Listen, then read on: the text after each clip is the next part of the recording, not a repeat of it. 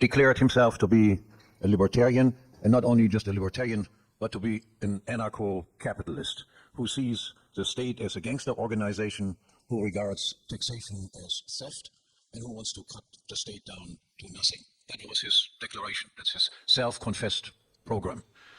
He mentioned, especially before he got elected, as his sources of inspiration, on number one, my teacher and mentor Murray Rothbard, and also myself.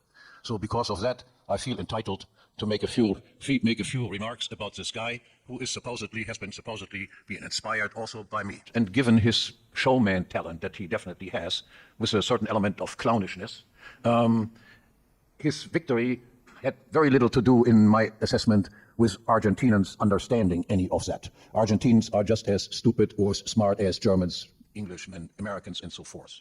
All they wanted, catastrophe is there, we want some change, and this guy promised big change. These people listened to his speeches, but you can be pretty sure that went into one ear and went out the other ear immediately. Among the libertarian peanut gallery, there was, of course, huge excitement about it. Did you ever imagine that a guy like this would give a speech like that before an elite public? There was nothing special about the speeches. Speeches like that have been given thousands of times in better way by other people. The only difference was it was a different audience. And I will explain in a few minutes why I think the people listened to that but didn't really care much about what he said. Also thinking back that during his campaign, he appeared more of an anti-statist, and during his speeches that he then gave as president, the emphasis was more on he's being an anti-socialist, and not so much that he is an anti-statist. But there was a slight change in tone and emphasis. I have seen many big promises and then following huge disappointments. And there were signs that I detected from the very beginning that made me quite skeptical and suspicious about him.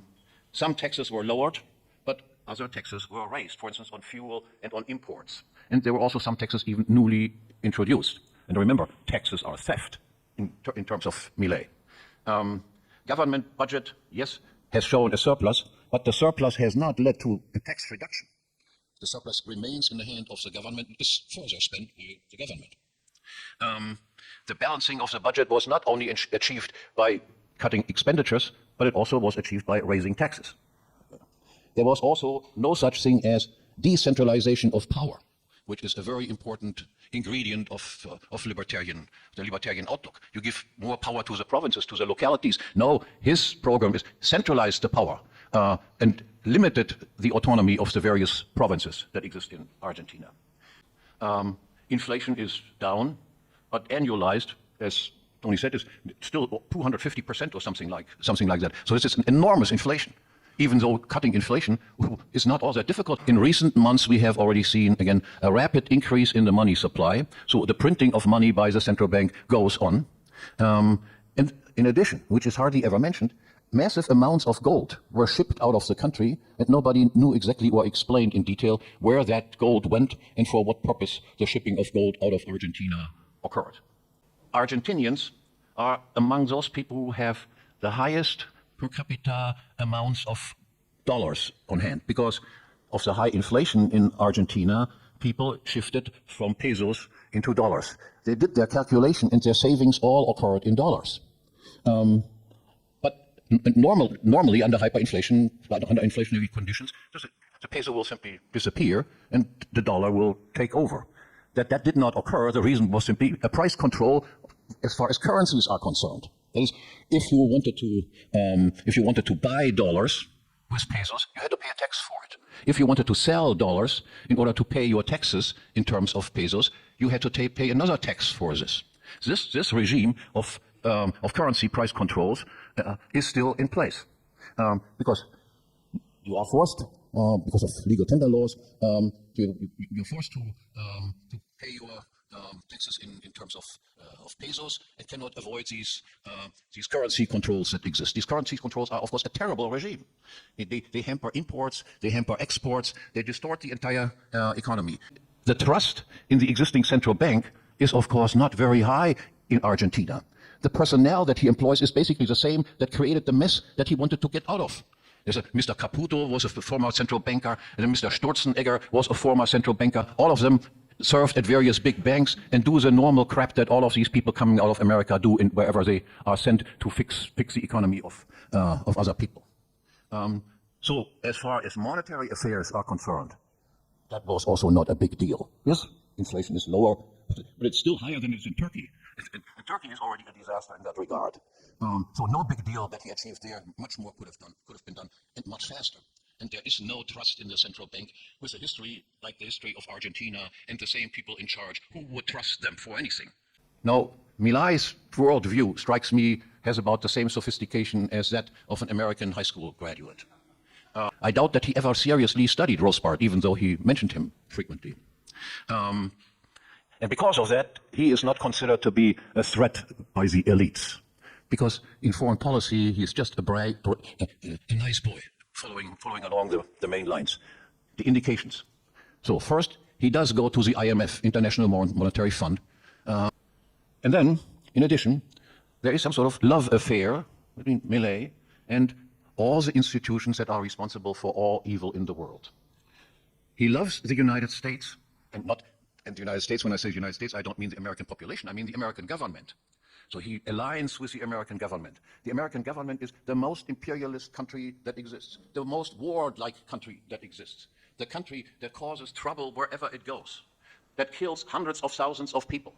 So there is no more dangerous government in the world than the United States. If you simply count the people who were killed by various countries, the United States is definitely number one. So why would you just say, without any need, could just stay neutral? It's like, I don't care about foreign affairs. I just take care of Argentina. Why would you just love the United States? And why would you also love Trump? He emphasized how great his admiration for Trump is. No, Trump is a buffoon. Trump is a narcissist. Trump is a protectionist. Trump is also a warrior. Where do you think the weapons come from that go to Ukraine and Israel and so forth? They come from the United States. But he loves also Zelensky. He calls Zelensky a hero of freedom, gave him a medal. No, Zelensky is also a criminal clown who sacrifices the population of the Ukraine for a senseless war.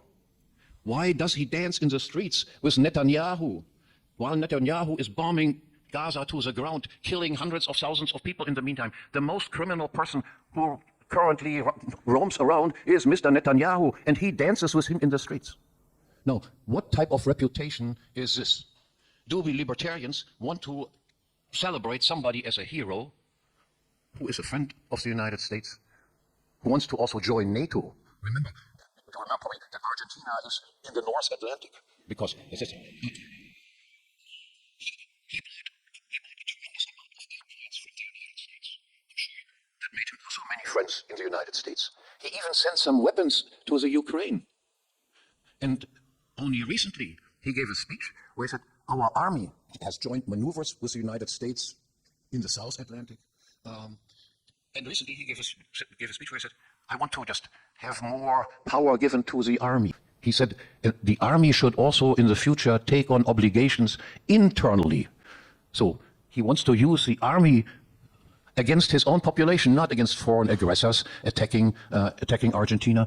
No country in a long, long time has ever tried to attack Argentina. From the point of view of an anarcho-capitalist, which he claims is his philosophical conviction, he is, of course, a disaster.